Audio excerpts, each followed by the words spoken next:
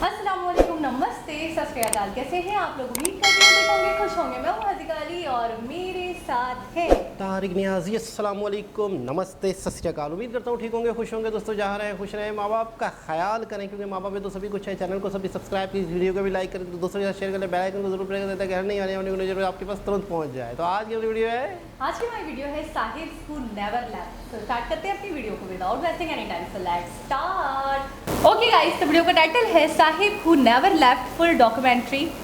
सो start. 1970 का दशक। Soviet संघ के एक प्रोफेशनल प्रोपेगेंडिस्ट यूरी बेज़मेनोव ने यूएसएसआर से डिफेक्ट करके अमेरिका में शरण ली। केजीबी ने पूरी दुनिया में कम्युनिस्ट आइडियोलॉजी फैलाने के लिए जो भयावह तरीके इजाद किए थे, बेज़मेनोव ने वो सभी राज दुनिया के सामने खोले। उस प्रोसेस का नाम था आइडियोलॉजिकल सबवर्शन। सबवर्शन की बात दुनिया के सामने भले ही 1970 में आई, पर उन टेक्निक्स का इस्तेमाल विश्व के कई साम्राज्य हजारों सालों से करते आए हैं। ब्रिटिश साम्राज्य भी उनमें से एक था। इस्लामी लुटेरों से कहीं ज्यादा शातिर ब्रिटेन्स ने 200 साल तक भारतीयों को ही अपना एजेंट बनाकर भारत पर शासन किया। लुटेरों के इरादे तो समझ आते हैं, पर ये भारतीय कौन थे जिन्होंने अंग्रेजों का साथ दिया? उन लोगों ने ऐसा क्यों किया? सोने की चिड़िया कहलाने वाले भारत में इतने ज्ञान और वैभव के रहते हम अचानक इतने कमजोर कैसे पड़ गए? हम दूसरों से नहीं बल्कि अपनों से हारे। जो इतिहास हम सबको बताया गया है, ये वो कहानी नहीं है। ये कहानी है भारत के सच्चे इतिहास की, भारत की आइडियोलॉजिकल सबवर्जन की।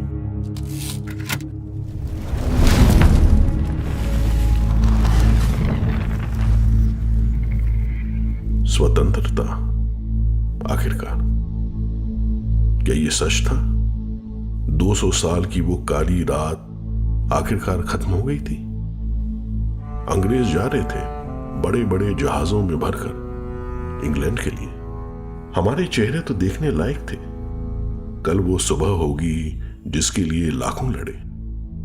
बस कुछ दिन और, फिर सारे क्रांतिकारी राष्ट्रवादी लोगों को बुलावा आएगा दिल्ली का। सब मिलकर भारत की एक नई कहानी लिखेंगे। अपना देश अब आजाद है, अब क्या फिक्र। पर वो बुलावा कभी नहीं आया।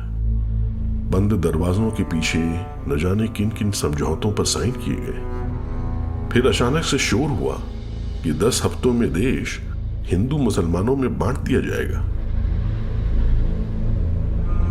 जिस सिंधु सरस्वती की गोद में हमारा जन्म हुआ था, कुछ ईसाइयों ने हमसे वो छीन ली। हिंदू मुसलमान एक दूसरे को काट रहे थे। लाशें गिनने वाला कोई नहीं था। मगर अपने नेता क्या कर रहे थे? इन सब ने गोरों को ये करने क्यों दिया? इन सब से बहुत दूर वॉइसरॉय आवास पर उस शाम शैंपेन खुली। माउंटबेटन ने इंडिया के नाम टोस्ट किया। नेहरू जी ने हंसते हुए जाम उठाया और कहा, टू किंग जॉर्ज VI। हमें लग रहा था कि 1947 में गोरे साहब चले जाएंगे। हम गलत थे। कुछ साहब ऐसे भी थे जो कभी गए ही नहीं।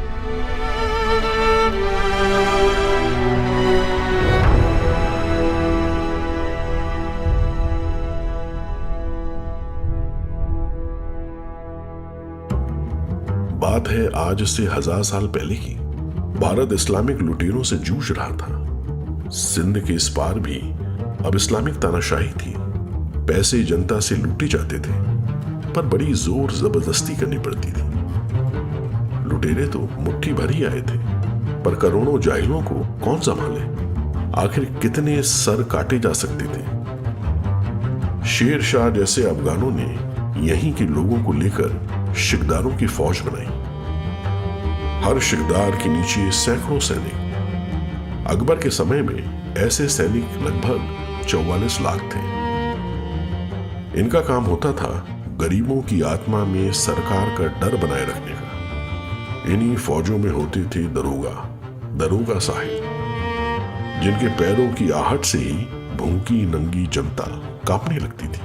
अब साहिब शब्द को आप देखें तो साहब किन को कहते थे? ये जो मोहम्मद बिन अब्दुल्ला था, जिसे पैगंबर बोला जाता है इस्लाम का, उसके साथ जो लोग थे जिन्होंने उसे जीवित अवस्था में देखा, ऐसा कहा जाता है कि वो इतने महान थे कि उन्होंने उस व्यक्ति को देखा, इसलिए वो साहब थे या सहाबा थे। ये जो शब्दावली थी वो आज भी आप देखें चलती है कि दरोगा साहब के पास चले जाओ, दरख्वास्त लेके जाओ। अब जनता के सामने 3 रास्ते, या तो धर्म बदलकर समझौता कर लो, या जिम्मी बनो, या फिर सर कटवाओ। ज्यादातर लोग जिम्मी बनकर रहते थे। गलती चाहे जो करे, सजाएं सामूहिक रूप से दी जाती थी। साहब सुनते ही जिम्मी वाली फीलिंग आती है कि हम आज भी जिम्मी हैं, साहब ने बुलाया तो झुक के जाना है, उनके आगे सलाम करना है। जिम्मी बनकर रहो तो बेइज्जती सही, पर कम से कम जीने को तो मिलेगा। थोड़ा दबकर जी लेंगे, जिजिया दे देंगे, पर जान तो बच जाएगी। सैकड़ों साल जिम्मा उठाते उठाते साहबों का डर हमारे अंदर घर कर गया। हमारी सभ्यता का आत्मविश्वास टूटता गया, जबकि बाकी दुनिया तेजी से आगे निकल गई।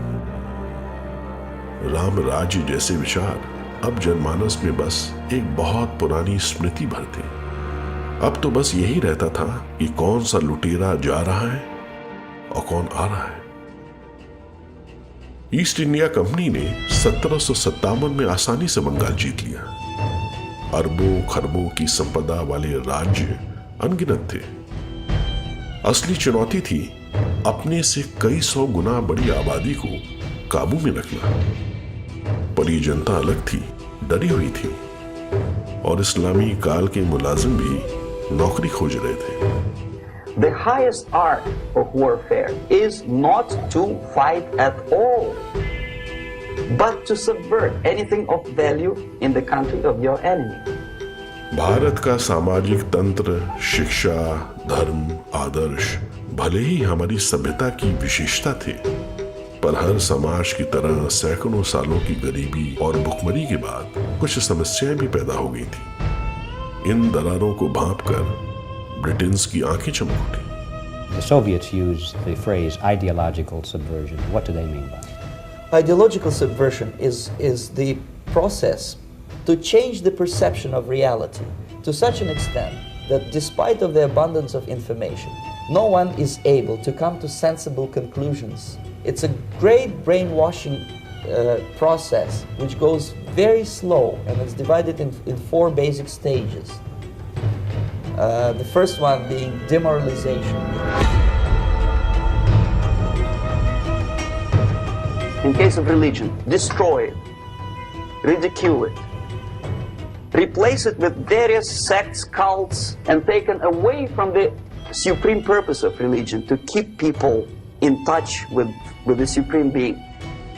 भारत के समाज की सबसे गहरी जड़ थी हिंदू धर्म। इस सबवर्जन प्रोजेक्ट में कंपनी के ऑफिसर्स ने देश के कोने कोने से क्राइम्स और स्थानीय कुरीतियों को खोजकर समूचे भारत में स्वीकृत हिंदू कुरीतियों के रूप में कंपाइल करना शुरू किया। सबसे पुराना हमें हिस्टोरिकल डॉक्यूमेंट में होता है वो है मेगास्थनीज का लिखा हुआ, जिसे इंडिका कहते हैं। आज से 2300 वर्ष पहले लिखा था। उसमें वो बताते हैं कि यहाँ पर कैटेगराइजेशन है समाज की, और जो सबसे ज़्यादा रिस्पेक्टेड है वो यहाँ के ब्राह्मण हैं, जिन्हें वो सोफिस्ट लिखते हैं।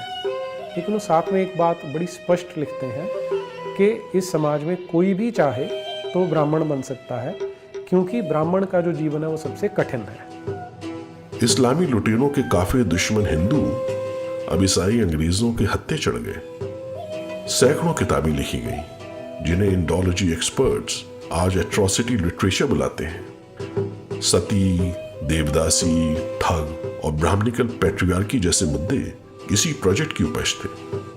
इस्लाम और क्रिश्चियनिटी में इब्राहिमिक फेस में स्त्री की क्या दशा है वो मुझे बताने की आवश्यकता नहीं है आपको। हम तो एक स्त्री प्रधान समाज थे। ब्राह्मणिकल पैट्रियार्की एक घिनौना शब्द है।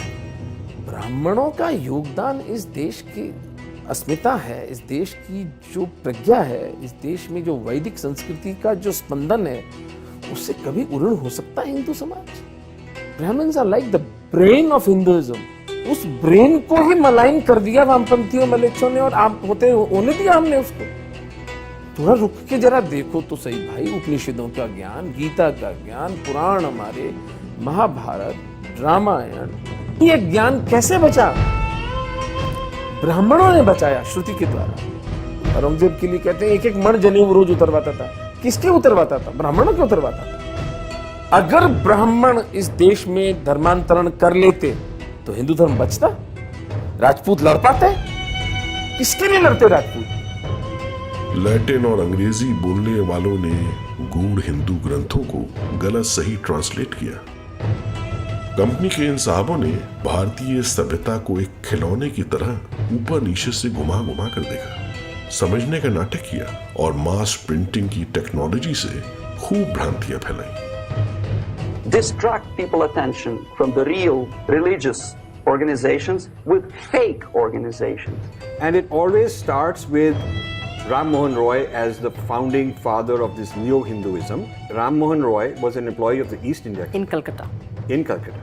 The allegation is that he started Hinduism with his own hodgepodge, what we call khichdi, a mixture. He started this thing, what today we would say is a muddled up sameness idea. The British had been talking all these things, but now for the first time is a very powerful, eminent, highly regarded, gentleman from India, an elite selling out. And he converted to the Unitarian Church. I mean, this is the typical sucking up to these guys, I'm so grateful, come and help us, we are not civilized, you please help us out and all that. Prototype brown side. इस subversion में company को राजा राम मोहन रॉय जैसे कई उत्साही भूरे साहब मिले, जिन्हें आज की तरह ही मान्यता और सम्मान का लालच देकर अंग्रेजों ने इस्तेमाल किया। हाल ये था कि 1833 में राजा राम मोहन रॉय के निधन के बाद उन्हें ईसाई पद्धति से इंग्लैंड में दफनाया गया।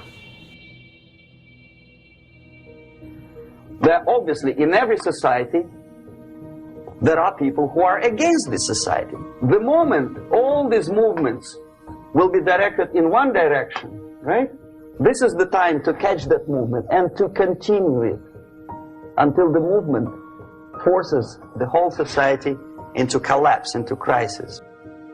अगला निशाना बनी भारत की हजारों सालों से चली आ रही जाति और वर्ण व्यवस्था।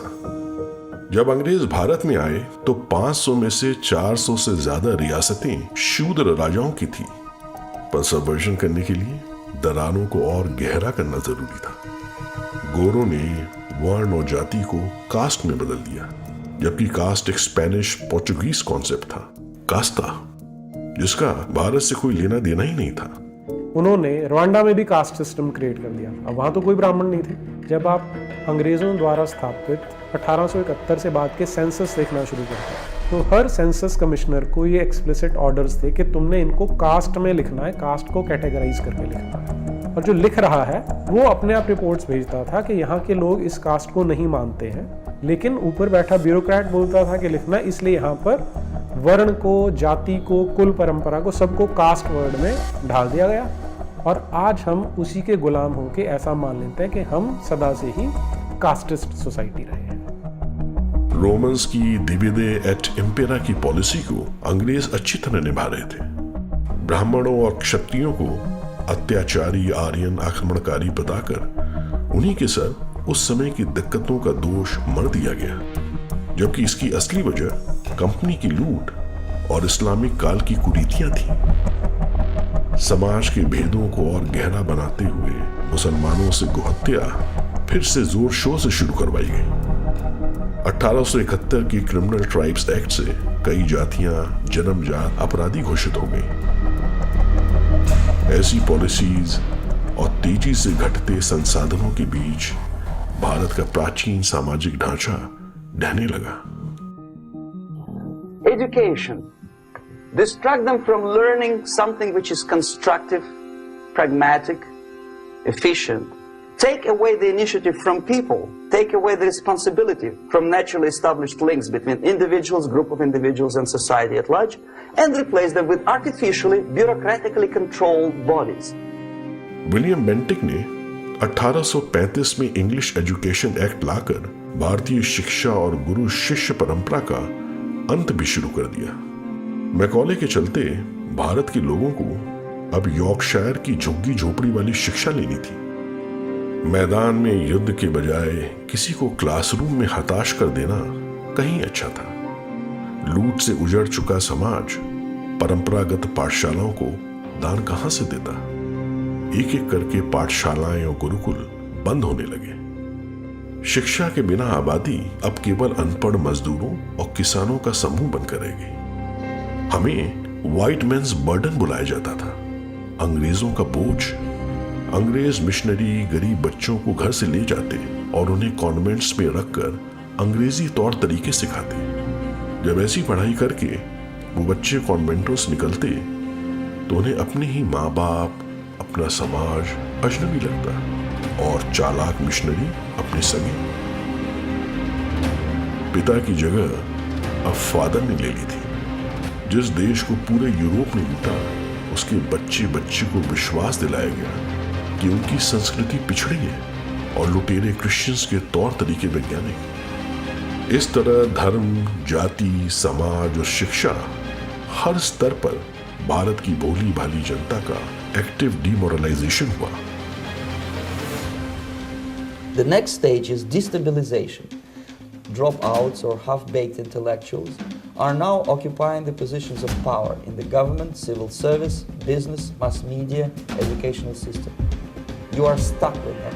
You cannot get rid of them. They are programmed to think and react to certain stimuli in a certain pattern. संपन्न परिवारों के बच्चे अब पढ़ने लिखने इंग्लैंड जाते, बैरिस्टर और सिविल सर्वेंट बनते।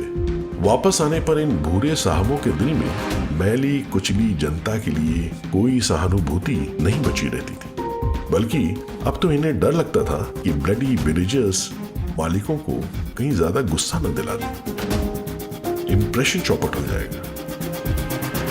You cannot change their mind, even if you expose them to authentic information, even if you prove that white is white and black is black, you still cannot change the basic perception and the logic of behavior.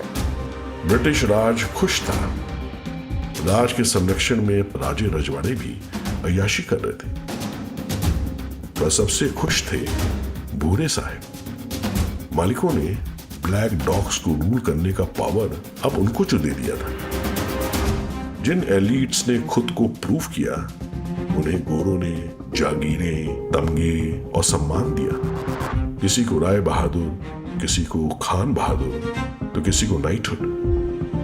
गांवों में बिलख रही जनता की कौन सुन ले। India और भारत दो अलग सोच बन गए। इसी सदी में भारत के क्लास डिवाइड की लकीरें हमेशा हमेशा के लिए खिंच गई।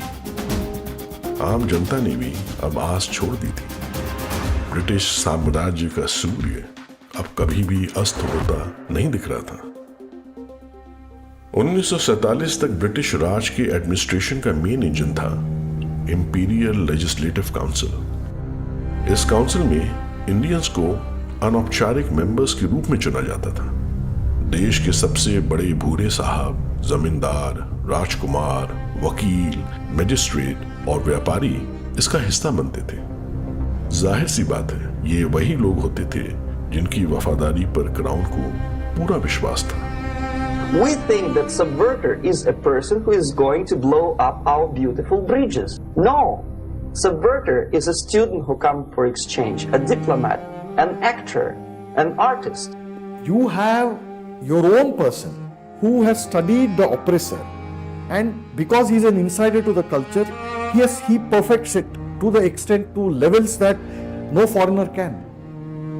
चालाक ब्रिटन्स बहुत पहले से ये समझते थे कि भारत में उनका शासन हमेशा के लिए नहीं रहेगा।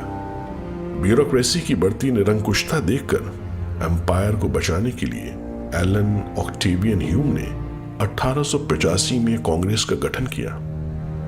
इरादा था कि हल्के फुल्के रिफॉर्म्स करके 1857 जैसी परिस्थितियां दोबारा बनने से रोका जा सके। इस सेफ्टी नेट के पहले मेंबर्स कौन बने?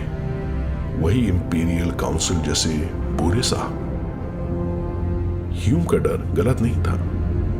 अंग्रेजों के सबवर्जन से आहत भारत भूमि से अब नई आवाजें उठ रही थी। छत्रपति शिवाजी महाराज का हिंदवी स्वराज्य 1876 में स्वामी दयानंद सरस्वती की कलम से स्वराज का नारा बनकर निकला। स्वराज, भारत भारतीयों के लिए। You need another 20 or 15 years to educate a new generation of patriotically minded and common sense people who would be acting in favor and in the interests of society. ये आग अंदर ही अंदर पूरे देश में फैल रही थी। बाल गंगाधर तिलक, श्री अरविंदो, बिपिन चंद्र पाल जैसे दार्शनिक उभरे। राष्ट्रवादी विद्वानों के स्वदेशी शोध को पढ़कर नई पीढ़ियां डिमोरलाइजेशन से इम्यून होने लगी। भविष्य के महान क्रांतिकारी इसी विचारधारा के प्रभाव में बड़े हुए। समय की करवट को भांपते हुए इंपीरियल काउंसिल के जेंटलमैन अब कांग्रेस में अटेंडेंस बढ़ाने में लगे। आलिशान बंगलों और तबकों के महान बलिदान का प्रचार करके अब भूरे साहब कुर्ता पैजामा पहनकर स्वतंत्रता सेनानी बन गए। On that stage, students are being sent back, or if they were already in the country, which is the object of subversion, they spring to action. The sleepers go up. एक भयानक तूफान उमड़ रहा था। आजादी की लड़ाई में उग्र देशभक्त क्रांतिकारियों के साथ इंपीरियल काउंसिल के भूरे साहब भी घुल मिल गए। अंग्रेजों के लिए भी ये अच्छी खबर थी। They slept for 15 to 20 years. Now they become leaders of groups, preachers, public figures. They actively include themselves in a political process. इनमें सबसे आगे था इलाहाबाद का अत्यंत धनी और प्रभावशाली नेहरू परिवार और उसके संरक्षक मोतीलाल नेहरू। अंग्रेजियत नेहरू परिवार के खून में थी। 1911 के दिल्ली दरबार में वीआईपी ट्रीटमेंट हो, चाहे सिविल लाइंस की आलीशान पार्टियां, अंग्रेजों ने कभी मोतीलाल को उनके भूरेपन का एहसास नहीं होने दिया। मोतीलाल का नाम किताबों और फिल्मों में महान स्वतंत्रता सेनानी के तौर पर मिलता है, पर ऐसी कौन सी स्वतंत्रता के लिए वो लड़ रहे थे कि अंग्रेजों कितने चाहते थे। प्रसिद्ध बैरिस्टर मोतीलाल शायद ही कभी किसी क्रांतिकारी का मुकदमा लड़ने के लिए खड़े हुए। राम प्रसाद बिस्मिल और अशफाक उल्लाह खान को काकोरी कांड में फांसी की सजा मोतीलाल के रिश्तेदार और मित्र जगत नारायण मुल्ला ने दिलवाई। मोतीलाल जी बेटे के कैरियर से ज्यादा चिंतित थे। बेटे की पढ़ाई खत्म होने के पहले ही मोतीलाल ने बड़ी सफाई से खुद को कांग्रेस का किंग मेकर बना लिया। भारतीय जनमानस के सबवर्जन में अनजाने ही सही, लेकिन मोहनदास करमचंद गांधी की भूमिका को नकारा नहीं जा सकता। Among the lot of freedom fighters who fought for India's independence, Gandhi was identified as the least threatening. Okay, so he turned the entire direction of the freedom struggle. Plus, he had a mass following. At all strata of the society, you have to give it to him.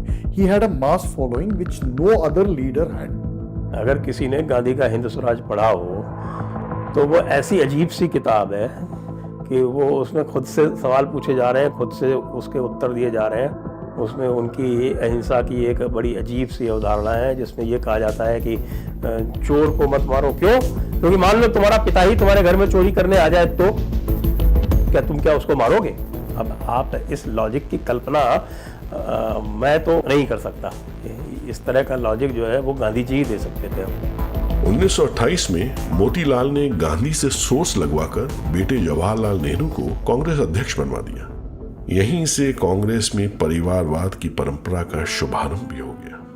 Gandhi ji described Jawaharlal Nehru as pure as crystal, truthful beyond suspicion, and said, "The nation is safe in his hands."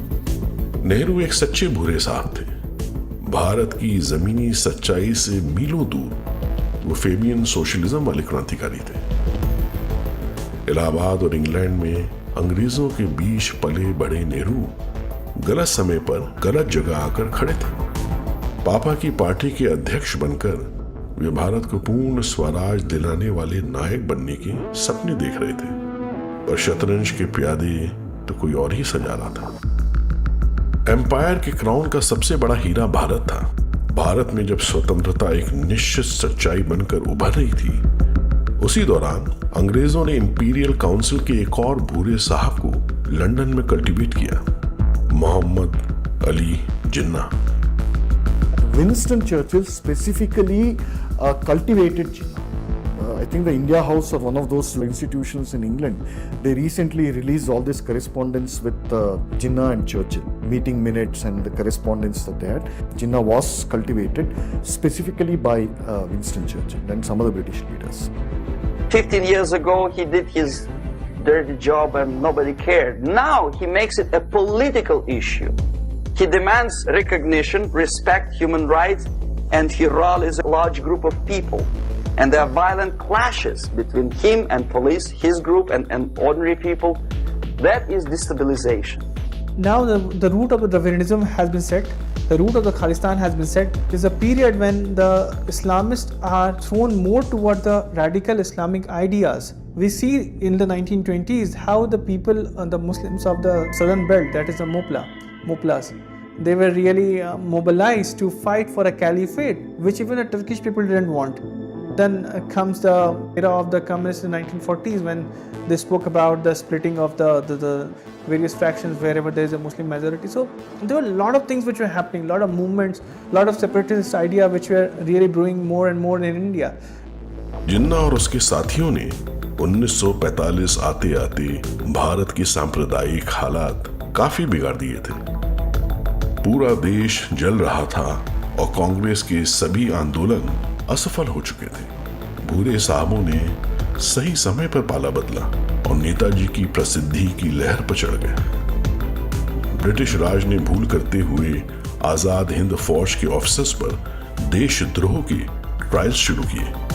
Azad Hind फौज के जवानों के लिए पूरा देश एकजुट हो गया। सिविल वॉर की आग नेताजी की प्रसिद्धि के आगे फीकी पड़ गई और उल्टा राज ही निशाने पर आ गया। खतरा महसूस करते हुए राज ने जिन्ना को आगे बढ़ाया। अब समय था सबवर्जन के अंतिम चरण का, crisis. This civilization process usually leads directly to the process of crisis. It may take only up to 6 weeks to bring a country to the verge of crisis. Gandhi ने 1928 की अपनी गलती फिर से दोहराई, जो इस बार पूरे भारत को महंगी पड़ने वाली थी। करोड़ों लोगों के बलिदान से आजादी की लड़ाइयां अब अंतिम चरण में थी। जो भी अब कांग्रेस का अध्यक्ष बनता, आजाद भारत के प्रधानमंत्री का पद भी उसे ही मिलता। और सबके प्रिय नेता थे Sardar Patel. There were 15 Congress state parties. Out of 15, 12 elected Patel. Not even one gave any vote to Nehru. जनता चाहे बोस को चुने या पटेल को, आगे वो हमेशा नेहरू को ही खड़ा पाती थी। भूरे साहब को the last Englishman to rule India जो बनना था। The population at large is looking for a savior. Population is sick and tired already. A savior comes and says, I will lead you. Who is half-baked intellectual, sometimes graduated from Harvard University or Berkeley. Direct action day. Jinnah ने डंके की चोट पर हिंदुओं का नरसंहार किया। पूरा देश सिविल वॉर में धधक उठा। आईबी के डायरेक्टर का लंदन को एक secret note, the game so far has been well played. Netaji के समर्थन में सशस्त्र सेनाओं का विद्रोह भारत में रह रहे सभी अंग्रेजों के लिए जान का खतरा बन गया। क्लेमेंट एटली ने भारत छोड़ने की तारीख तय कर दी, जून 1948। अमेरिका ने कम्युनिज्म और साम्राज्यवाद को खत्म करने की अपनी नई फॉरेन पॉलिसी की घोषणा की। खरबों के उधार में दबे ब्रिटेन के पास बिग डैडी अमेरिका की बात मानने के अलावा और कोई चारा नहीं था। यूएस और ब्रिटेन का एक नया जियोपॉलिटिकल इंटरेस्ट जन्मा, भारत का पार्टीशन। आनंद फानन में डिकी माउंटबेटन को इंडिया का वॉइसरॉय बनाया गया। उसे एक फाइल मिली जिस पर लिखा था operation mad house. Nehru Mountbatten से शिमला में मिले। डिकी ने नेहरू को ट्रांसफर ऑफ पावर का पहला प्लान दिखाया, प्रोजेक्ट बैल्कन। भारत के निर्दयी पार्टीशन का प्लान देखकर नेहरू साहब बिल्कुल घबरा गए। पर मशोबरा की वादियों में उनकी खास दोस्त एडवीना ने उनको संभाला और अंत में राजी करवा दिया। He comes back to his country and he thinks that he knows the answer to all the social economical problems. Mountbatten ने अचानक घोषित किया कि ट्रांसफर ऑफ पावर जून 1948 की बजाय 15 अगस्त 1947 को ही हो जाएगा। बस 10 हफ्तों में सब भौचक्के थे। उसी दिन शाम को भारत का विभाजन रेडियो पर अनाउंस हुआ। मुसलमान और हिंदुओं में दंगे शुरू हो गए। स्वतंत्रता संग्राम का संवर्षन साहिबों को माध्यम बनाकर अब पूरा हो गया था। So we have two alternatives here. Civil war and invasion. Civil war शुरू होने के कुछ घंटे पहले लॉर्ड माउंटबेटन ने शैंपेन खोली और इंडिया के नाम टोस्ट किया। नेहरू साहब ने जाम उठाया और कहा to King George VI, The time bomb is ticking. With every second, the disaster is coming closer and closer. आधी रात को अचानक से दिल्ली में ढोल ताशों का शोर हुआ। घर में खुशी से उछल रही अपनी बेटी को देख वॉइसरॉय के एडवाइजर VP मेनन ने आह भरते हुए कहा, हम सबके सबसे डरावने सपने तो अब सच होने वाले हैं।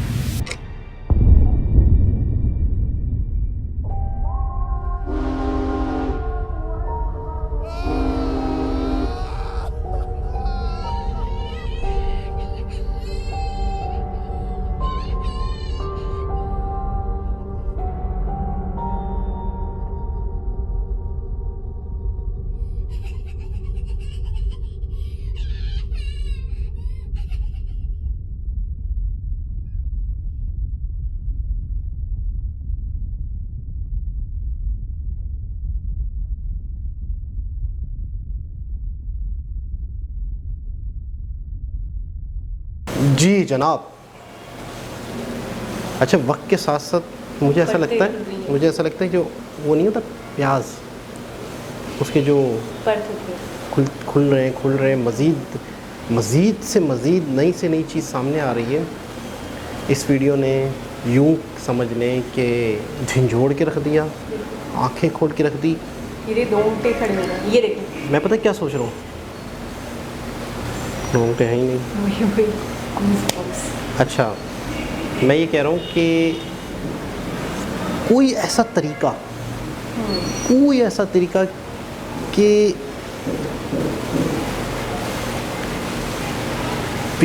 बलूचिस्तान से लेके मनाली तक और कराची से लेके गिलगित तक, बांग्लादेश तक, हर हिंदुस्तानी, मैं इन सबको पीछे जाके बात करता हूँ, हिंदुस्तानी सारे हिंदुस्तानियों को इस चीज़ का पता होना चाहिए। काश कोई ऐसा तरीका, काश कोई ऐसा वे, किस तरीके से ये बात, ये नॉलेज हर उस इंसान को पता हो कि हमारे आबाव अजदाद, मतलब हमारे साथ से क्या गेम हुआ है, किस तरीके से खेल गए, किस तरीके से और जाते खेल गए। एक इतनी बड़ा, पहले तो उन्होंने एक तरीके से हमें एक ऐसी सोच में ही डाल दिया था, क्योंकि जब महाराजाओं का दौर, इनसे भी पहले गए थे, पहले उन्होंने कहा, तो हमें ऐसा लगता था शायद हम गुलाम इब्ने गुलामी है।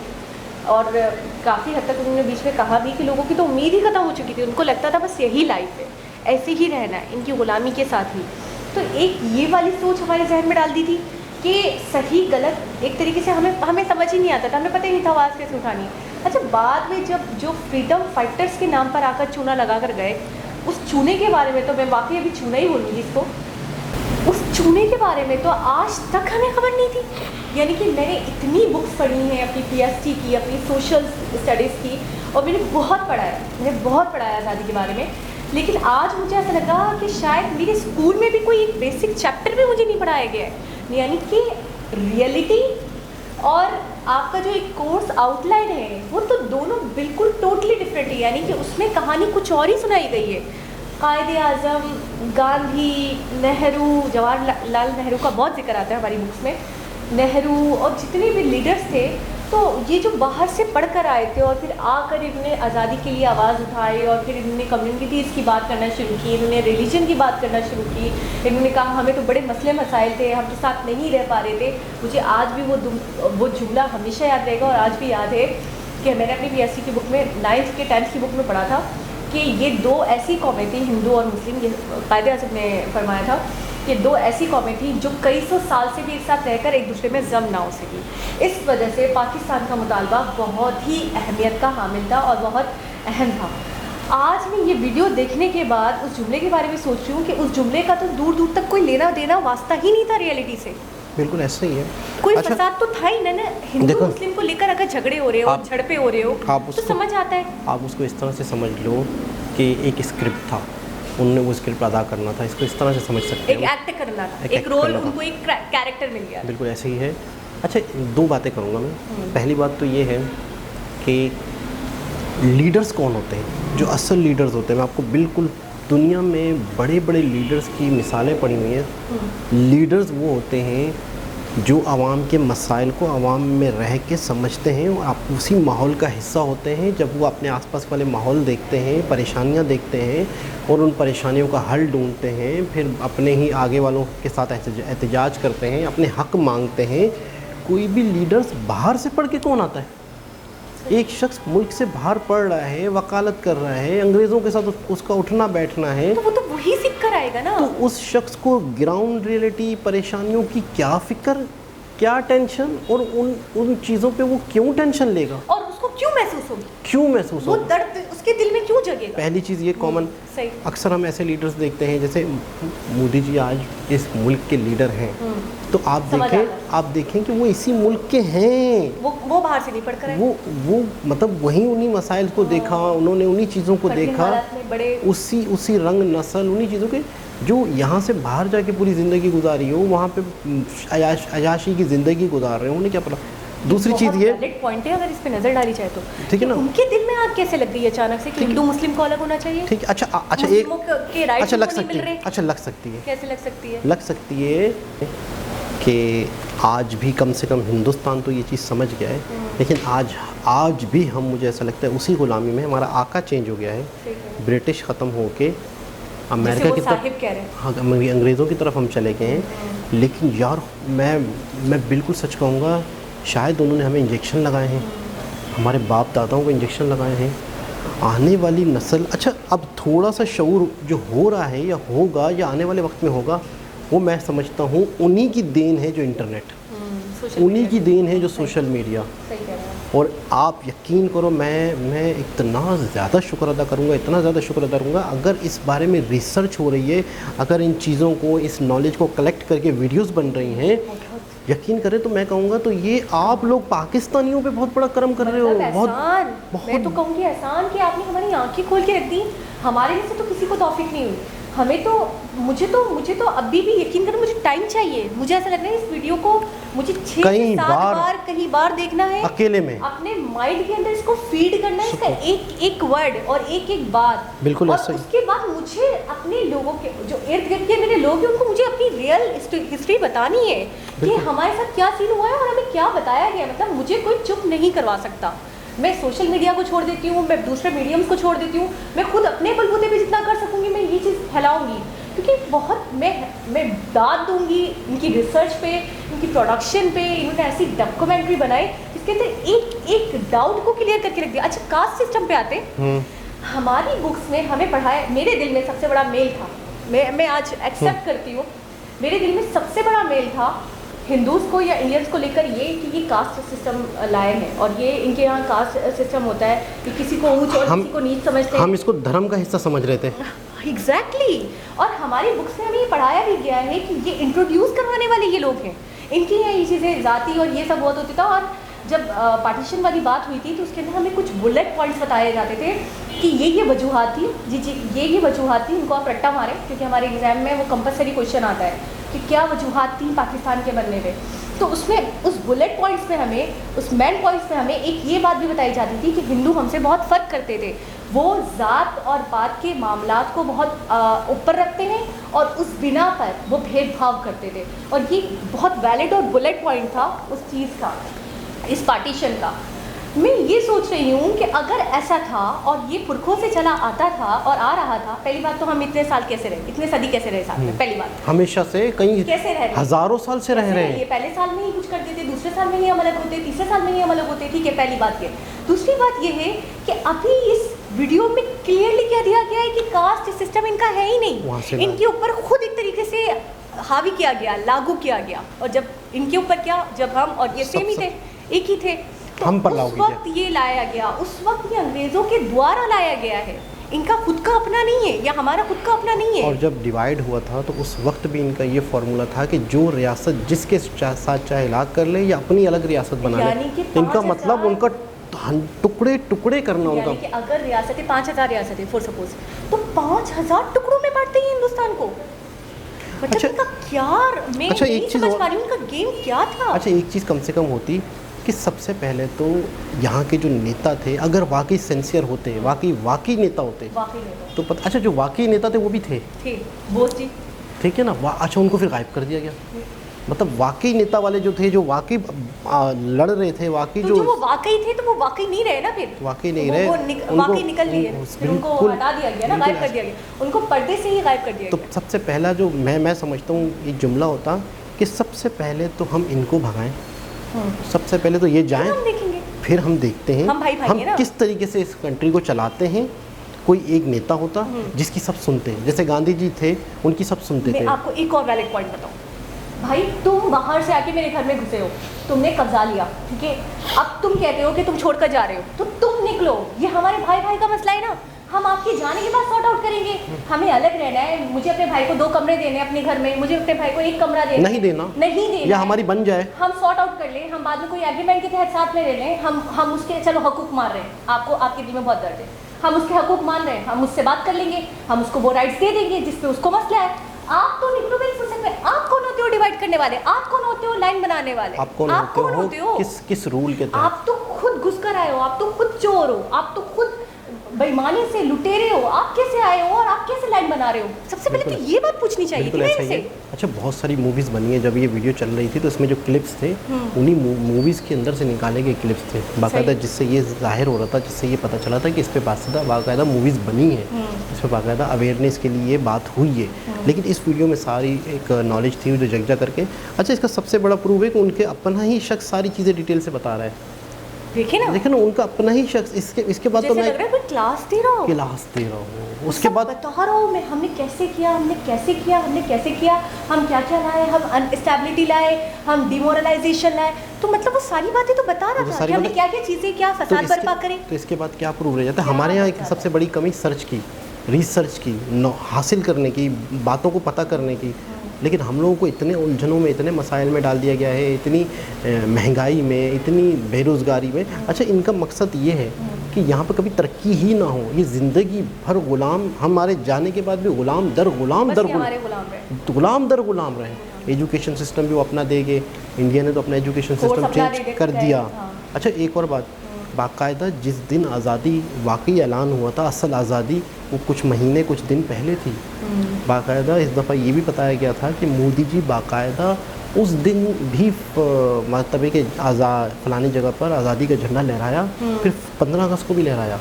यानी जो असल आज़ादी थी, ये जो पेपर एग्रीमेंट हुआ था नेहरू गांधी जिन्ना, मोदी जी ने एक पैगाम दे दिया कि फलाने दिन आज़ादी मिल गई थी, वो असल आज़ादी थी जो सुभाष चंद्र बोस जी ने बात कर दी थी। और एक और बात है, ट्रांसफ़र ऑफ अथॉरिटी हुआ है, इस वीडियो में भी कहा गया। और इससे पहले भी हमने एक वीडियो देखी थी जिसके अंदर, क्योंकि इसमें भी साहब किनको कहा गया है वो समझ आ ही गया है, तो इसमें भी ये बताया गया है कि आज़ादी नहीं मिली है, ट्रांसफ़र ऑफ अथॉरिटी, वो भी अपनी खुशी से वो करके गए, बिल्कुल, क्योंकि उन्हीं के बंदे थे। अच्छा, मुझे एक चीज़, वो बच्चे वाला आपने क्लिप देखा होगा, मेरा दिल बहुत दहल गया था कि अपने माँ बाप को ही वो गलत समझ रहे हैं, अपनी चीज़ों को ही वो गलत समझ रहे हैं, वो इतने ज़हरे असर हो गए। अच्छा, गलत नहीं, कुछ इस तरह से समझ लो, उनका असर इतना हो गया कि वो उनको हकीर, गरीब, कमतर और एक कीड़े मकोड़े वाली सोच, इस तरह की सोच समझ रहा है। और बाकायदा मतलब उसे अपने माँ बाप बुरे लग रहे थे यार। पता है, इसको मैं ऐसे रिलेट कर सकती हूँ कि हमारे जो जीना है, जो बाहर से पढ़कर है, नेहरू जो बाहर से पढ़कर है,